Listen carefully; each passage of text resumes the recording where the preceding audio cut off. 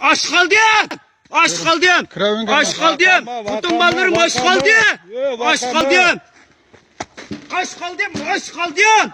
Kotun ballarım aç kaldı. Taçı. Tata. Kıpırayma. Üzerine ütürepireyim de.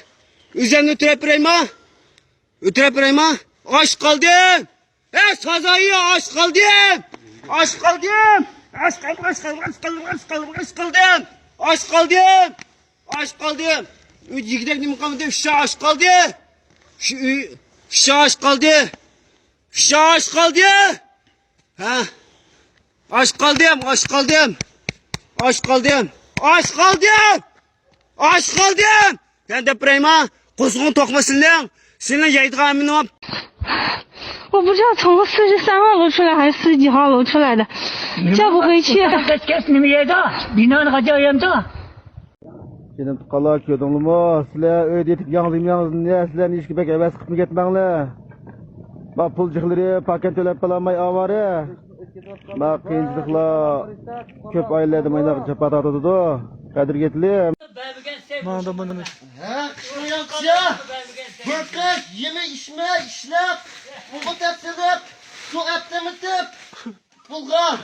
Mayda kılgan sen mayda bulak çatı tıkkallımına.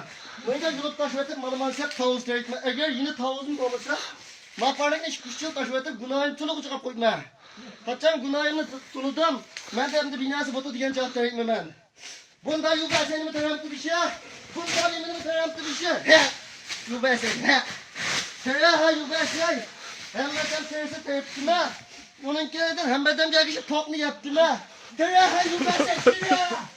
Tereha. Tereha yuva sen. İni mi tereha? İni mi tereha yuva sen? Hut derdi kızım yuva sen. Tereha yuva sen. Tereha. Dadağını. Meydan kulu açmalı ben. Meydan yuva senin kulu açmalı ben. Kalanlarına meydan kullap gitem tabağa. Ben pulu satmadım. 15 gün kullamay doktusuna pulu satırmayayım ana. Bak yola çıkanda. Kalanlarına mağamı kullattı. Mağamı kulluğu teyavlattı. Bunda yuva seni mi teyam takışa? Dadağını yuva seni. Hep gittim ben. Hep geçsem açığını alamazsam. Oturup. Maskenimi de tatlı ettim. Yap açığını alammagan. Kulağımga. İşlep.